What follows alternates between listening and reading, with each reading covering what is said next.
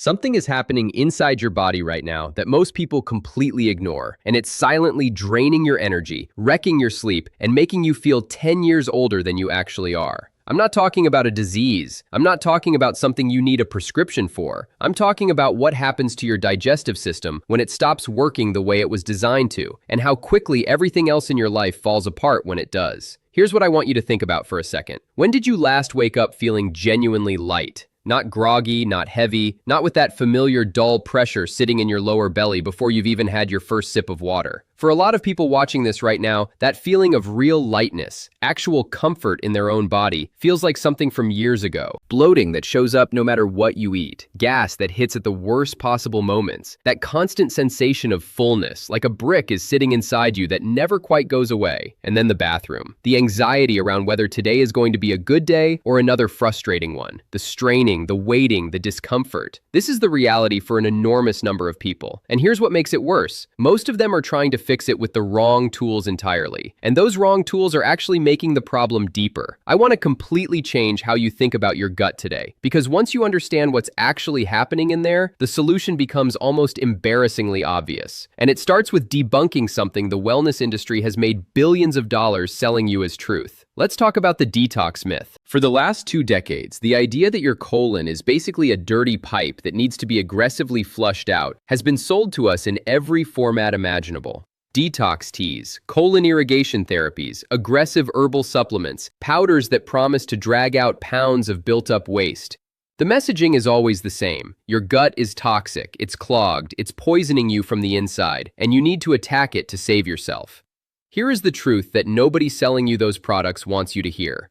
Your body already runs one of the most sophisticated detoxification systems ever created. Your liver processes literally hundreds of compounds every single hour. Your kidneys filter your entire blood supply dozens of times per day. Your immune system, your lymphatic system, your skin, they are all part of a continuous, intelligent cleaning process that never stops as long as you're alive. Your colon specifically is not a trash can that fills up and poisons you. It is a living, dynamic tissue that absorbs water, houses trillions of bacteria that influence everything from your mood to your immune response, and moves waste through in a coordinated rhythm of muscular contractions. It is not passive. It is not broken by design. It is, however, extremely sensitive to how you treat it. When you use harsh laxatives, the kind made from plants like senna, which you'll find in most detox teas, what you're actually doing is irritating the lining of the intestine to force a reaction. It works, sometimes violently, in the short term. But here's what happens next. The intestinal muscles, overstimulated and irritated, start to depend on that external push. They forget how to move on their own. The gut becomes lazy, then dependent, then actually less capable of functioning without the laxative. You haven't solved the problem. You've created a new, deeper one. Colon hydrotherapy, having water pumped through your large intestine, carries its own set of risks that nobody in a wellness spa will sit down and explain to you. Beyond the obvious hygiene concerns, it strips away the bacterial colonies that line your intestinal walls. Those bacteria are not passengers. They produce vitamins. They regulate inflammation. They communicate directly with your brain through what scientists now call the gut-brain axis. You cannot flush them out and be fine. Recovery takes weeks, sometimes longer. And apple cider vinegar, I know, everyone loves this one. Here is what the actual evidence shows. For most people with true gut motility issues or chronic constipation, the effects of apple cider vinegar on bowel movement are negligible. For people with acid reflux or sensitive stomach linings, it actively makes things worse. It is not a colon cleanser. It is a fermented liquid that has very specific, limited uses, and gut rescue is not one of them. So if all of those things are off the table, what actually works? What does the gut actually need when it slows down, when it bloats, when it fills with gas and stops cooperating? It needs to be woken up, gently, intelligently, on its own terms. Think about what your digestive system does overnight. It slows dramatically. Your entire body shifts into repair and recovery mode. By the time your alarm goes off, your colon has already organized yesterday's waste and moved it toward the exit. It is sitting there, ready. But it needs a signal to actually go. It needs a physical trigger, something that tells the whole system, morning has come, time to move. This is where water becomes the most underrated and most powerful tool in the entire conversation about gut health. Not any water, not cold water, not sparkling water, not water with cayenne or lemon or anything else. Plain, warm water.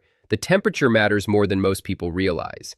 When you drink cold liquid first thing in the morning, your stomach muscles tighten. Blood flow to the digestive tract temporarily constricts. The body treats it as a mild thermal stress and pulls energy toward managing temperature. Warm water does the exact opposite. It relaxes the smooth muscle tissue throughout your digestive system. It dilates the blood vessels feeding your gut. It prepares everything for movement rather than defense. The volume matters too. Drinking a small amount, a few sips, does almost nothing. But when you consume between 300 and 500 milliliters of warm water all at once on an empty stomach, something very specific happens. The walls of your stomach stretch. That stretch activates what physiologists call the gastrocolic reflex, a direct neurological signal from your stomach to your colon. It says, in the simplest possible terms, something has arrived, create space, start moving. The colon receives that message and begins a wave of contractions called peristalsis. For many people, within 20 to 30 minutes of this ritual, the urge to use the bathroom arrives, naturally, comfortably, without force. This is not a trick. This is your body doing what it was built to do, given the right input at the right time. The timing is everything. This only works in the true fasted state, before your first food or coffee or anything else. If you eat first or drink coffee first, the signal gets muddled. The stomach is no longer empty. The gastrocolic reflex cannot fire cleanly. Do the water ritual first, every single morning, before anything else, and your body will start learning to expect it. Within days, it begins anticipating the signal. The rhythm starts to return. Now, water alone is the ignition, but for people who've been dealing with sluggish digestion for a long time, especially older adults whose gut motility naturally slows with age, the ignition needs a little more fuel: prunes. And not just eating them, soaking them. Here is why this matters. Prunes contain two things that make them exceptional for gut health. The first is fiber, both soluble and insoluble. Soluble fiber mixes with water in your gut to form a soft gel that surrounds and softens stool, making it easier to pass. Insoluble fiber adds bulk and keeps things moving through. But the second compound is the real reason prunes have been used for centuries and still hold up to modern research. That compound is called sorbitol. Sorbitol is a sugar alcohol that your small intestine cannot fully absorb. When it reaches your colon, it pulls water into the space through osmosis, essentially drawing moisture into the stool itself, keeping it soft and easy to pass. The effect is not violent. It is not cramping. It is gentle and consistent, which is exactly what a worn-down gut needs. Here is the upgrade. The night before, place 4 or 5 prunes in a glass of water. Let them soak overnight. In the morning, after your warm water ritual, eat those prunes. They will be soft, easy to chew, easier to digest. And then drink the water they soaked in. Do not pour it away. That water has absorbed a meaningful concentration of sorbitol and plant compounds overnight. Drinking it amplifies the effect significantly. This is the part most people miss. Start with 3 or 4 prunes if you're sensitive, and adjust from there. For many people, combining the morning warm water with the soaked prunes is enough on its own to completely transform their morning within 48 hours. But what about the gas? The bloating that presses against your ribs, makes your waistband feel like a vice, makes you avoid social situations because you're worried about what your stomach might do. That's a separate but connected issue, and it has its own solution. Gas accumulates when food ferments in the gut longer than it should. Slow transit time equals more fermentation equals more gas. But there are also compounds in certain foods that produce more gas regardless, and a gut that's already inflamed or irritated will amplify the problem. Fennel seed has been used across Mediterranean and Asian traditional medicine for exactly this problem for thousands of years. And modern research has confirmed what generations of people already knew. The active compounds in fennel, particularly anethole, directly relax the smooth muscle of the intestinal wall. They don't just mask symptoms, they physically allow trapped gas to move through and out rather than sitting and accumulating. The bloating deflates, the cramping eases. Making fennel tea is simpler than any supplement you'll ever buy. A teaspoon of whole fennel seeds steeped in hot water for 10 minutes. Cover the cup while it steeps. The volatile oils that do the work will evaporate if you leave it open. Strain and drink it warm after meals. 2 or 3 cups a day when you're dealing with active bloating can make a visible difference within hours, not days. There's one more piece that ties everything together, and it's the piece most people skip because it sounds too simple to matter. The colon runs along a very specific path inside your abdomen, up the right side, across the top, down the left side, and toward the exit. It follows this route like a track. When you're not moving enough, when you're sitting for long periods, when muscle tone tone in your core is low, the contents of that tract don't have enough physical help to keep moving. Gravity, pressure, and the occasional walk all contribute to motility. A 5-minute abdominal massage following the path of the colon, starting low on the right side, moving up toward your right ribs, crossing to the left, then moving down and in, can physically stimulate the muscular contractions that move everything forward. Use the pads of your fingers, firm but not painful pressure, slow circular movements. Do it lying down in the morning after your water, or at night before sleep.